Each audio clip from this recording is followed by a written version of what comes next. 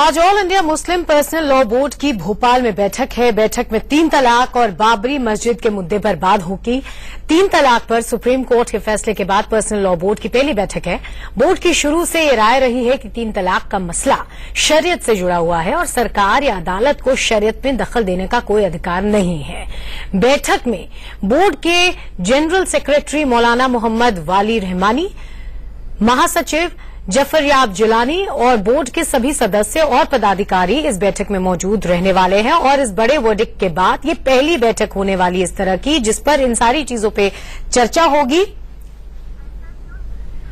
मेरे साथ इसी खबर पर एडिटर न्यूज दीप्ति चौरसिया जुड़ गई हैं। दीप्ति जी, सबसे पहले तो ये बताइए कि इसमें क्या क्या मुख्य बातें होंगी जिस पर चर्चा हो सकती है, और भी इस बैठक का एजेंडा क्या होगा?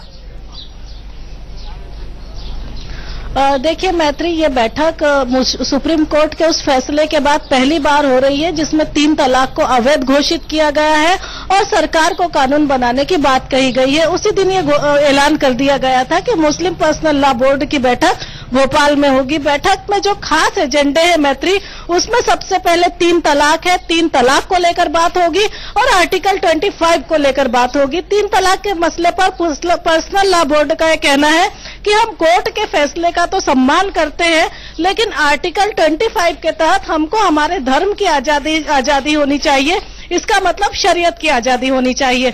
और जो मुस्लिम पर्सनल लॉ बोर्ड का मानना है वो ये है कि कहीं भी कुरान में या शरीयत में 3 तलाक एक साथ एक बार में नहीं दिए जाते हैं, बल्कि एक तलाक की मियाद 3 महीने की होती है और जो 3 तलाक होते हैं वो पूरे 9 महीने में दिए जाते हैं और पति पत्नी को इस दौरान पूरा मौका दिया जाता है कि अगर वो साथ में रहना चाहते हैं तो रहें।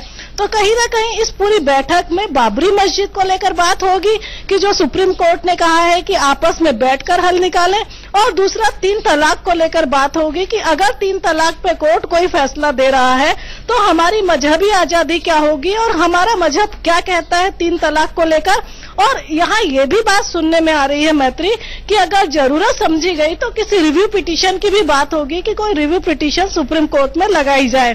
तो हाल फिलहाल लगभग इनके 40-45 मेंबर पहुंच चुके हैं मुस्लिम पर्सनल लॉ बोर्ड के, और इनके लीगल एडवाइजर पहुंच चुके हैं।